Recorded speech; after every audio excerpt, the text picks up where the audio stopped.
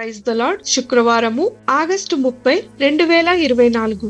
ఈ రోజు దేవుని వాక్యము, మీరు లోకమునకు వెలుగై ఉన్నారు, కొండ మీద నుండి పట్టణము మరుగై ఉండనేరదు. మత్తయి సువార్త 5వ అధ్యాయము 14వ వచనం.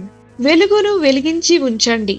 ఒక హోటల్ క్రమం యొక్క వాణిజ్య ప్రకటనలో చీకటి రాత్రి మధ్య ఒక చిన్న భవనం నిలబడి ఉంటుంది. చుట్టూ ఇంకేమీ ఉండదు.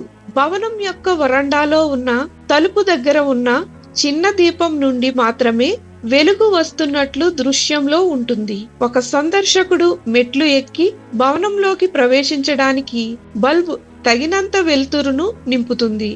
మేము మీకోసం వెలుగును వెలిగించి ఉంచాం అనే వాక్యంతో వాణిజ్య ప్రకటన ముగుస్తుంది. వరండా లైట్ అనేది స్వాగత చిహ్నాన్ని పోలి ఉంటుంది. అలసిపోయిన ప్రయాణికులకు వారు ఆగి విశ్రాంతి తీసుకోవడానికి సౌకర్యవంతమైన ప్రదేశం ఇప్పటికీ తెరిచి ఉందని గుర్తు చేస్తుంది. చీకటి, అలసటతో కూడిన ప్రయాణం నుండి తప్పించుకోవడానికి మరియు లోపలికి రావాలని వెలుగు ప్రయాణిస్తున్న వారిని ఆహ్వానిస్తుంది.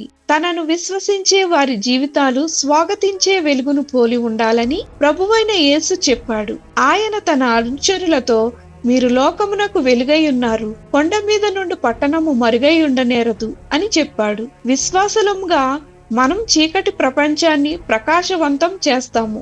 ఆయన మనల్ని నిర్దేశించి శక్తివంతం చేస్తున్నప్పుడు ఇతరులు మన మంచి పనులను చూసి పరలోకంలో ఉన్న మన తండ్రిని మహిమపరుస్తారు. మరియు మనం మన దీపాలను విడిచిపెట్టి వారు లోకంలోని ఒక నిజమైన వెలుగును, ప్రభువైన యేసును గురించి మరింత తెలుసుకోవడానికి మన వద్దకు రావడానికి స్వాగతించబడిన అనుభూతి ఉంటుంది. అలసిపోయిన చీకటి ప్రపంచంలో ఆయన వెలుగు ఎల్లప్పుడూ వెలుగుతూనే ఉంటుంది. మీరు మీ వెలుగును వెలిగించారా? ఈ రోజు యేసు మీ ద్వారా ప్రకాశిస్తున్నప్పుడు ఇతరులు కూడా ఆయన కాంతిని ప్రసరింపజేయడం ప్రారంభించవచ్చు. నేడు మీరు యేసు కొరకు మీ వెలుగును ఏ ఏ విధాలుగా ప్రకాశింపచేయగలరు? ఆలోచన చేయండి. ప్రార్థన. ప్రభువా, ఇతరులు మీ వైపుకు ఆకర్షితులయ్యేలా, ప్రకాశవంతంగా ప్రకాశించేలా నాకు సహాయం చేయమని యేసు నామమున అడుగుచున్నాం తండ్రి. ఆమేన్.